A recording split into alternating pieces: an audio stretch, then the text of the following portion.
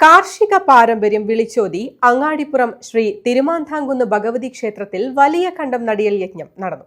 രാവിലെ പന്തിരടി പൂജയ്ക്ക് ശേഷം കളത്തും ചാളയ്ക്കൽ കർഷക കുടുംബത്തിലെ മൂപ്പൻ പാടവരമ്പിൽ ഭദ്രദീപം തെളിയിച്ച ഇളനീർ വെട്ടിയാടിയ ശേഷമാണ് നടിയൽ യജ്ഞം ആരംഭിച്ചത്. നിരവധി ഭക്തജനങ്ങളാണ് ഞാറുനടിയൽ യജ്ഞത്തിൽ പങ്കുചേരാൻ എത്തിയത്. ക്ഷേത്രം വടക്കേനടയിൽ ആറാട്ടുകടവിനക്കരെ വിശാലമായ നെൽപ്പാടങ്ങളിൽ 188 സെന്റ് വിസ്തൃതിയിലുള്ള ഒരു ഒറ്റക്കണ്ടമാണ് ഭഗവതിക്കണ്ടം എന്നറിയപ്പെടുന്ന വലിയ കണ്ടം. അരിമണിയൊന്ന ഇന്നും വിളയുമെന്ന് വിശ്വസിക്കപ്പെടുന്ന ഈ കണ്ടത്തിൽ ഞാറ് നടുന്ന ചടങ്ങാണ് ഭഗവതിക്കണ്ടം നടിയിൽ യജ്ഞമായി ആചരിച്ചു വരുന്നത്. ഈ വർഷത്തെ നടിയിൽ യജ്ഞം രാവിലെ 9:30 പന്തിരടി പൂജയ്ക്ക് ശേഷമാണ് നടന്നത്.